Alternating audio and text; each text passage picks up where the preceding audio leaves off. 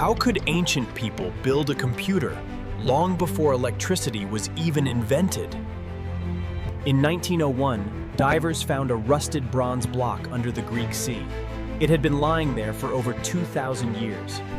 When X-rayed, scientists were shocked to find dozens of gears meshing perfectly inside. It's a super accurate astronomical device used to track eclipses and the positions of the stars. This technology was so advanced that humanity took another 1,000 years to reinvent it.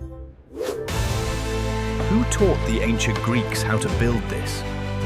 Archimedes, or a forgotten genius? The Antikythera mechanism is proof that our ancestors were far smarter than we imagined.